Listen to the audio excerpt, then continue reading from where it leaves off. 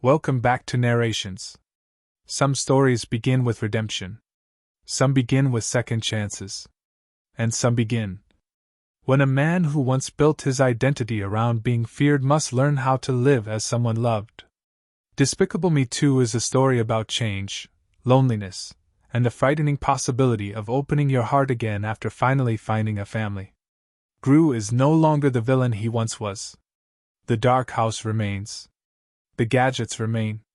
Even the minions remain gloriously chaotic. But something fundamental has changed. The home now contains warmth, laughter, routine. 3 little girls transformed the atmosphere completely. Margot, Edith, Agnes, and Gru, despite all his awkwardness, genuinely loves being their father. Which is remarkable. Because the man who once tried stealing the moon now worries about birthday parties and school events. Yet transformation brings new challenges. Gru no longer knows who he is professionally. Villainy gave him identity, purpose. Without it, he feels uncertain. His attempts at honest business fail spectacularly. Jelly production, jam experiments. Everything collapses into comic disaster. And beneath the humor, there is quiet insecurity. Because starting over after changing your life is difficult. Especially when your old talents no longer fit the person you want to become. Meanwhile, the girls notice another absence. Gru is alone. Not as father, as man. And naturally, they begin trying to find him romance. Which horrifies him completely. Especially Agnes, whose innocent enthusiasm turns every interaction into emotional ambush. Gru insists he does not need love. But often people insist most strongly against what secretly frightens them. Then the outside world intrudes. A secret laboratory in the Arctic is stolen. Not robbed normally. Entirely lifted away. And suddenly, the Anti-Villain League appears. The AVL. An organization fighting global threats using former criminals who understand villain minds. And they want Gru. At first he refuses. Because returning to that world risks pulling him backward. But eventually, curiosity and necessity win. And that is when he meets Lucy Wilde. Energetic. Unpredictable. The human equivalent of cheerful chaos. Everything Gru finds confusing. And therefore, everything capable of disrupting him emotionally. Their partnership begins disastrously. Lucy talks too much. Acts impulsively. Gru tries maintaining control constantly. But beneath the comedy, chemistry forms. Not polished romance. Something stranger. Warmer. The mission leads them to a shopping mall. An absurd setting for global danger. Which perfectly suits this universe. Someone there is secretly connected to a dangerous serum.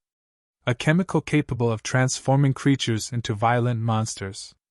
And Gru must investigate suspects. One of them immediately stands out.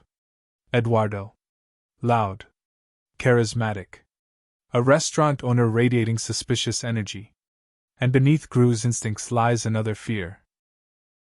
Eduardo seems confident in ways Gru never feels naturally. Especially around people. Meanwhile, Lucy continues pulling Gru toward emotional vulnerability whether he likes it or not. Small moments accumulate. Conversations. Shared danger. Awkward laughter. And for someone who spent most of life emotionally isolated, connection feels terrifying. Then comes heartbreak. Lucy is reassigned. Leaving abruptly before Gru fully understands his feelings. And suddenly, he realizes something painful. He wanted her to stay. Not as partner. As possibility for happiness beyond fatherhood. Because family healed part of his loneliness. But romantic love asks different vulnerability. Still, the mission grows darker. The true villain emerges. Eduardo is revealed as El Macho. A legendary former supervillain who faked his death. And now plans world domination using the serum. Even worse, he has been transforming minions into monsters. The creatures who trust grew completely, turned into weapons. And suddenly, everything becomes personal. Gru must stop a threat tied directly to the family he built. But before he can act fully, Lucy is captured. And the emotional conflict sharpens instantly. Because Gru now faces something more frightening than villainy. The possibility of losing someone he loves before he even found courage to admit it. Gru finally understands the truth. Eduardo is El Macho. Lucy is captured. And the minions are being transformed into monsters. Suddenly, the cheerful absurdity of the mission becomes deeply personal. Because the chaos now threatens the people Gru cares about most. And once again, love becomes the force pushing him into action. Not ego. Not ambition. Protection. Gru infiltrates El Macho's fortress. A ridiculous volcano lair hiding beneath a restaurant. Because this universe understands that absurdity and sincerity can exist together perfectly. Inside, the transformed minions rampage wildly. Purple. Enormous. Destructive. Creatures once defined by innocence and comic loyalty now twisted into chaos. And emotionally, that matters more than the film initially lets on. Because Gru sees what corruption looks like when applied to those who trusted him completely. Meanwhile, Lucy remains imprisoned. Still optimistic even in danger. Still somehow capable of warmth inside crisis. And that warmth is precisely what Gru has been learning to need. The rescue mission unfolds through explosions, gadgets, and frantic comedy. Yet beneath the spectacle, the emotional center stays remarkably grounded. Gru is afraid. Not merely of failing the mission. Of losing connection again. Because loneliness once defined his life so completely. That opening himself to love feels almost unbearable. Especially when loss becomes possible. The battle against El Macho escalates. The villain embraces theatrical destruction completely. A man obsessed with proving himself legendary no matter the cost. And in many ways, he resembles the old Gru.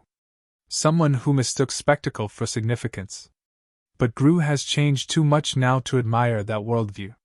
He fights not to become feared again, but to protect what he built through love. Eventually, the antidote succeeds. The minions return to themselves. Confused. Ridiculous. And immediately lovable again. The danger collapses. El Macho falls. The world is safe. But the emotional climax still waits. Because Lucy prepares to leave. Transferred again. And Gru hesitates. Fear returns immediately. Not fear of villains. Fear of vulnerability. Because saying what he feels risks rejection. And people shaped by loneliness often delay love until almost too late. Then Agnes speaks the truth no adult can avoid. Gru loves Lucy. Simple. Obvious. And suddenly, the thing Gru spent the entire film resisting becomes undeniable. He races after her. The airport sequence erupts into frantic comedy and urgency. Classic romantic chaos filtered through the strange emotional language of this universe. And finally, Gru says it. Not elegantly. Not perfectly. But honestly. And honesty matters more than charm ever could. Lucy stays. Not because Gru transformed into smooth romantic hero. Because she loves who he actually is. Awkwardness. Softness. Chaos. Everything. The wedding that follows feels joyful in a way the earlier films never quite allowed. Because the lonely villain from the first story now stands surrounded by genuine family. The girls are happy. The minions celebrate wildly. And Gru himself seems almost unable to believe this life belongs to him. Which gives the ending emotional depth beneath all the comedy. Because Despicable Me 2 is really about learning that redemption is not the same as healing. The first film gave Gru family. This one teaches him intimacy.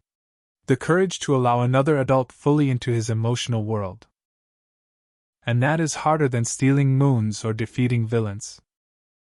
Because vulnerability always carries risk. Lucy changes the atmosphere of the family too. Not replacing anyone. Expanding the home further. The girls gain another person who loves them wholeheartedly. Gru gains partnership instead of isolation. Even the minions, chaotic as ever, now exist inside something stable. A home no longer built around ambition or fear. And perhaps that is why the sequel works emotionally. Because it understands transformation is ongoing. Changing once does not remove insecurity forever. People continue learning how to trust happiness. Gru still fears rejection. Still doubts himself. But now, he moves toward love anyway. And that movement defines growth more than perfection ever could. Despicable Me 2 isn't just about stopping a supervillain. It's about learning that after finding family, we still have to learn how to let ourselves be loved completely. Sometimes the hardest mission isn't saving the world. It's believing you deserve happiness after spending years convinced you didn't. If you enjoyed listening to this narration, please like, share, and subscribe for more movie stories. I'll see you in the next one.